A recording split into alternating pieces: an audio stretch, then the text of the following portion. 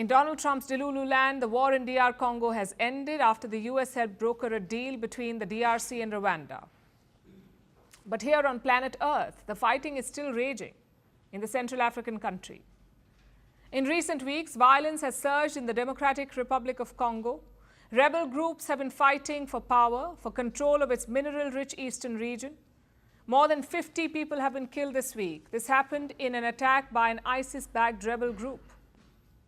Meanwhile, things are not going well with the Rwanda-backed group, M23. A peace deal has faltered. Talks were supposed to be held in Qatar this week between the M23 and the DRC government. But the rebel group never showed up.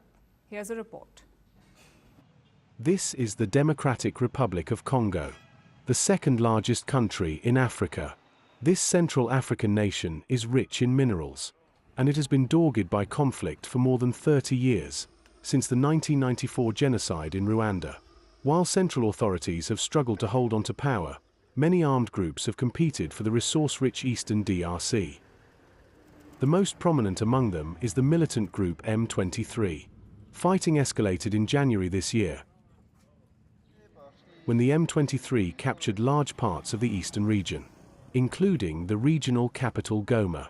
Since then, the conflict has simmered. M23 has made rapid advances. The instability has resulted in thousands of deaths and left a trail of failed peace talks.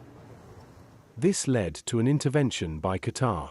After mediation by Qatari officials, hope returned to the DRC last month. M23 and the government signed a ceasefire agreement in Doha. This was seen as a step towards a permanent peace deal. Earlier this week, a draft agreement of the prospective deal was reportedly shared with both the parties. And on Monday, negotiations were set to resume in Qatar. The peace deal was supposed to be signed, but M23 representatives never made the trip. They walked away from the peace talks.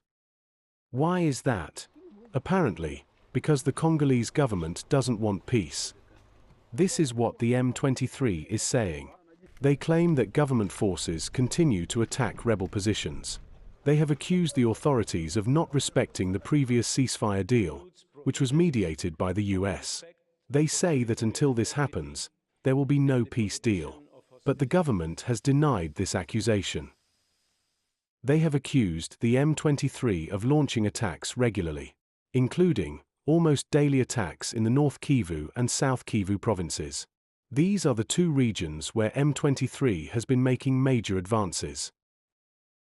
As tensions continue between the DRC army and the M23, the country has seen renewed violence by other rebel groups, including the ISIS-backed Allied Democratic Forces, or ADF.